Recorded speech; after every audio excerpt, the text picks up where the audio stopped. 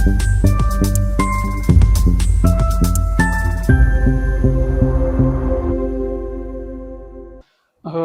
ऋतिक मुकुंद आगरकर. युनिकच्या 2019-20च्या बॅचला मी MPSCच्या बॅचला होतो युनिकमध्ये. त्या बॅच नंतर त्या बॅचचं आणि आता मी कंबाईन ग्रुप बी 2025 मधून सब रजिस्ट्रार तसेच STA आणि ASO म्हणून सिलेक्ट झालेलो आहे. तर त्या माझा अभ्यास मी युनिक पासून इथूनच सुरू केला होता. 2019ला मी MPSCचा पहिल्यांदा क्लास लावला इथं. त्यावेळेस मी फर्स्ट इयरलाच होतो.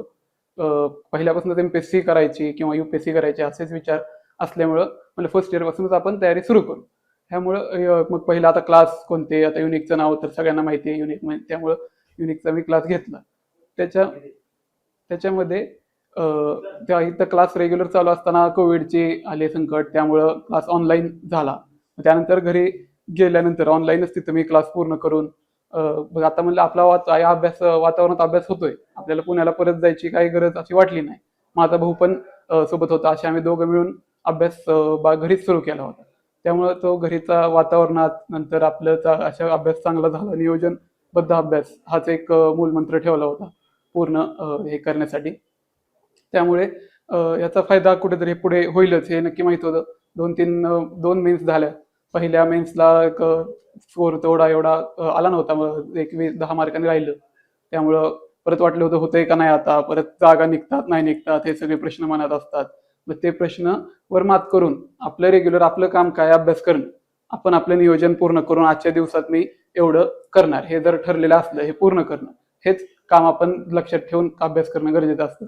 त्याच्यामध्ये माझं नंतर काय होईल, प्री पण होईल का, मेन्स पण होईल का, आन्सर की आली चेक करा, ह्या अशा गोष्टी न करता आपल्या तेवढ्याचा वेळ तेवढाच देणे, म्हणजे आता एखाद्या 2 तासात ते सगळं क्लिअर करून परत आपल्या रेग्युलर रुटीनला अभ्यासाला बसणे, हाच एक नियोजनबद्ध कार्यक्रमाचा पार्ट आपण इथं वापरू शकतो.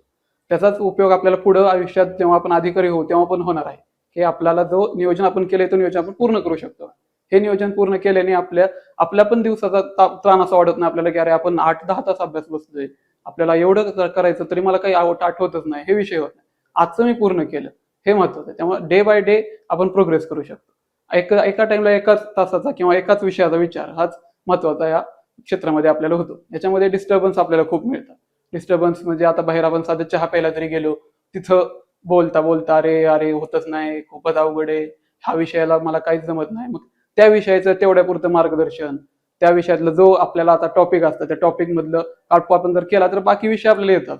एका टॉपिकमुळे आपण पूर्ण विषय येत नाही किंवा मला हे येणार नाही हे न करता ते टॉपिक समजा आपण सोडला, एखादा प्रश्न आपला नाही आला, आता काय सगळ्याला पैकीच्या पैकी मार्क इथं गरजेचे नसतं. इथं तुम्हाला मेरिटमध्ये येणं म्हणजे काय, तर तुमच्या सगळ्या विषय किंवा तुमचे जे आहेत प्रश्न ते बऱ्यापैकी सॉल्व्ह असणं हेच महत्वाचं आहे. त्यामुळं तुम्ही जास्त एखाद्या विषयाच्या किंवा एका मागं न लागता पूर्ण सगळ्यांना सेम हे देऊन अभ्यास केला पाहिजे. इनपुट आउटपुट रेशो चेक करून, म्हणजे आता बघा एवढा मी इनपुट दिलो या विषयाला, एवढा तास अभ्यास करतोय, तर माझा आउटपुट येतोय का, तेवढा आउटपुट आला पाहिजे, एवढा जर अभ्यास होतोय आपला तर.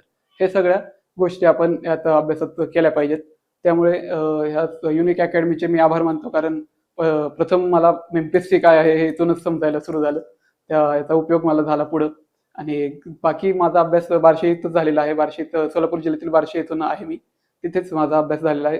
तर असं नाही की या ठिकाणी आला तिथं अभ्यास केला तरच तुमचं होईल, असं काही नसतं.